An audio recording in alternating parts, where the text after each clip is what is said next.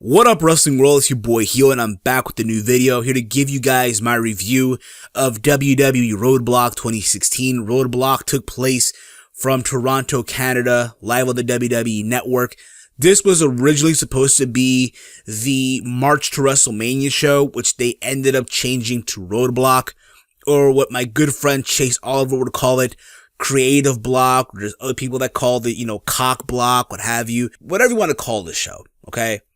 But overall, for a house show that became a network special, I thought it was a very solid show. And I actually like how WWE, they take these house shows, not all of them, but certain ones, and they make them to a network special, which they should be doing with their WWE network. Just like when they did for Beast in the East in Japan, just like the MSG house show in New York, and now this one. And I hope they end up doing that more often. Like whenever they go to Mexico, or let's say the UK, which apparently they're going to be doing for London in September, the one night only show from the O2 Arena. But other than that, I thought this show was solid. And at the same time though, when I think about it, this pretty much reminded me of Saturday night's main event without some of the big stars, if you will. Which I would have been more open if they would just call this show Saturday night's main event on the WWE Network. The show kicked off with the New Day, Big E and Kofi Kingston versus the League of Nations, Sheamus and King Barrett for the tag team titles. Before the match, the New Day cut a promo.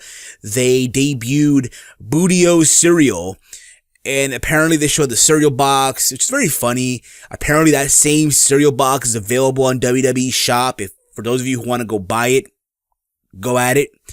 And apparently they're also giving out a t-shirt inside the box. I don't know. But hey, it's very funny, But the match itself was a very solid match. A good way to kick off the show. A lot of good spots. The crowd was into it.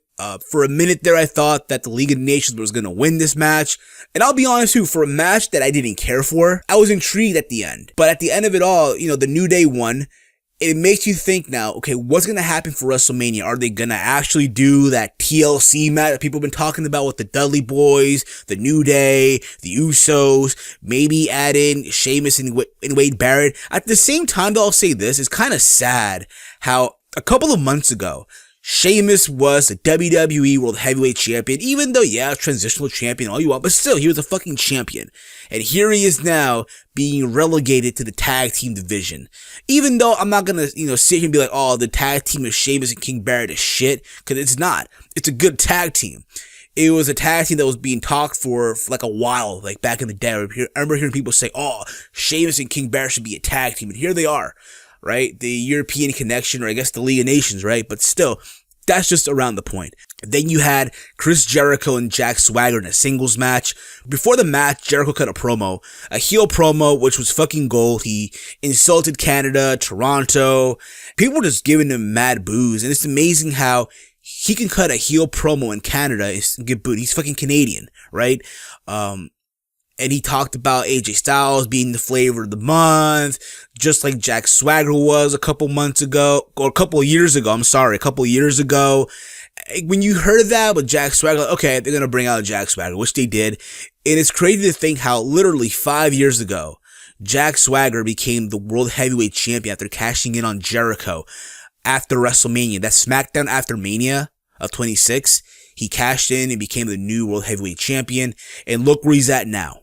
You know what I mean? The match, for what it was there. Nothing that big. The promo that Jericho did was more big than the match, if you ask me. But at the end of it all, Jericho won with the walls of Jericho. Then you had the Revival, Scott Dawson, Dash Wilder versus Kaz and Enzo for the NXT tag team titles. I thought this match was a very, very good match. Balls to the wall.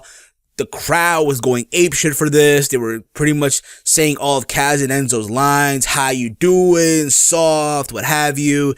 They played a video package before the match, showing about Kaz and Enzo, how they've been there since day one on NXT, and they haven't won the NXT tag title. They showed how, the Revival, Dawson Wilder, attacked Kaz and Enzo a while back, and how Kaz and Enzo won revenge for the tag titles. And again, it's a very, very good match.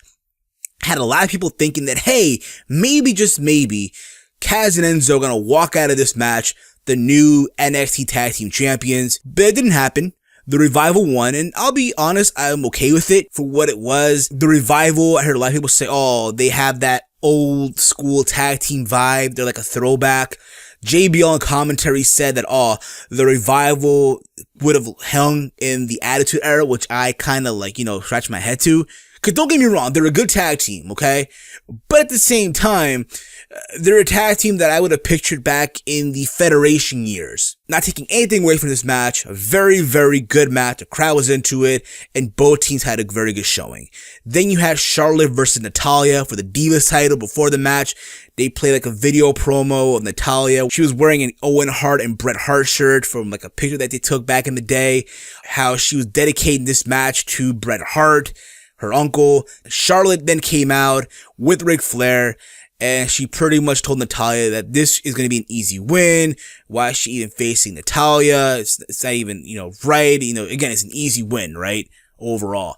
And then Natalya's like, okay, if it's an easy win, why don't you put that Divas title on the line? And then Charlotte's like, no, I'm having a match at WrestleMania in a 3-way. You're not going to get a title shot. I'm not going to give you one. And then Natalya pretty much said, you know what? It's like my Uncle Brett once said, the Flair family are coward, which pretty much lit a spark under Charlotte and made her give Natalya a title shot. The match itself was good, okay? These two have a lot of good chemistry together. I still say their match that they had at NXT for that vacant NXT title was better than this. But nonetheless, I'm not taking anything away from this match. Like, oh my god, this is not a bad match at all. Big thing here was Natalya trying to lock in the sharpshooter, which she finally did. But at the end of it all, like, Charlotte won, which you kind of knew was going to happen. Like, at the same time, though, a couple weeks back on Raw, they had a match where Charlotte won literally like under 5 minutes. But nonetheless, again, a very good match by both women here. But Charlotte got the win, making her strong, giving her some momentum for WrestleMania 32. And then you had Brock Lesnar versus what was supposed to be Bray Wyatt, which then became a 2-on-1 match, which ended up becoming a 1-on-1 match. So Bray Wyatt did not have any part in this match. It was pretty much Brock Lesnar and Luke Harper, and Brock Lesnar beating the fuck out of Luke Harper.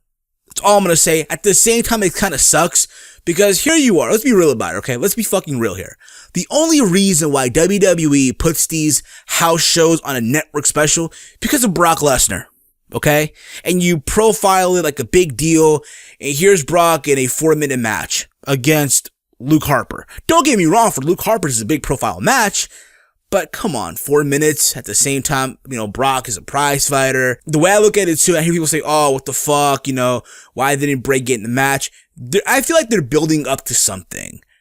Maybe at SummerSlam, we see Bray versus Brock, but who knows right at this point in juncture. Then we had Sami Zayn versus Stardust in a singles match, a very good match for what it was. Sami Zayn got the win in Toronto. I really hope they do end up going with Sami Zayn versus Kevin Owens at WrestleMania 32 for the Intercontinental title. And I said this on the TEAMHEEL podcast, and I'll say it here as well. If they have the match, that needs to open the show. That's just my opinion, of course, okay? But yeah, it was a very good, solid match. Sami Zayn got the win with the haluva kick. And then you had the main event. Triple H, Dean Ambrose for the WWE title. The match that was profiled heavy, even on Raw, what have you. And I thought the match overall was a very, very good match. It was back and forth. It made people think that, hey, could Dean Ambrose finally win the championship, right? There was a moment in the match where Dean had Triple H cover for the 1-2-3, and apparently Dean had his foot underneath the bottom rope, which there's like a close picture of it, and actually his foot was not even on the bottom rope, and people were chanting bullshit, bullshit, bullshit. Triple H got the win with the pedigree, and Triple H retained. Let's be real here. You all knew at the end of all said and done, what was going to happen. You all knew Triple H was going to win this match when it was all said and done. The reason why they did this match is to get heat on Triple H. And people booed. But let's be fucking real about it. You people today who said the show sucked, oh, fuck Triple H, oh, he buried Dean Ambrose, you guys are the same fucks that at WrestleMania 32 are gonna cheer for Triple H when he faces Roman Reigns at WrestleMania. And you all know what I'm saying is true. So quit complaining, cry me a river. Yes, Triple H won. And I'll be real about it, okay? And this might piss off a lot of people. But when you think about it, Dean Ambrose, yes, eventually he will be WWE World Champion. He will be, but let's be real about it. Dean Ambrose is going to be a transitional champion. That's pretty much what it's going to come down to. I hope I'm wrong. I really do hope that I'm wrong. But that's just my opinion, of course. But overall, again, Roadblock, solid show, give it a watch. And again, people are shitting on it because again, they didn't get what they want. At the end of the day, you're entitled to your opinion, but just think about what I just said. You're all booing now, but at WrestleMania 32, those same people that are booing are gonna be cheering for Triple H. Just saying. Drop me your comments down below with your thoughts on WWE Roadblock as a whole. Did you enjoy it? Did you not enjoy it? You can follow me on Twitter at HEELSTEVEN. Make sure you like all my videos, and as always, hate, comment, and subscribe. Until next video, I'm HEELSTEVEN. What up, wrestling world? It's your boy Heel. Just want to make a quick announcement that I have a new shirt up on my store over at Spreadshirt. It is called The Good Guys Don't Last, But Heels Do. Designed by yours truly. I figured that, hey, a lot of you got your tax money in, and you're probably planning to buy a new PS4, a new Xbox One, those new sneakers that you saw at Foot Locker or Foot Action, or maybe a new laptop, and I realized, hey, what better way to spend your money also in buying a new shirt. Now, I also have other shirts up on the store, but this that you see right now is the new shirt that I designed personally. Go check it out. Go to heelsteven.spreadshirt.com and buy yourself a shirt today. And remember, guys, heels live forever.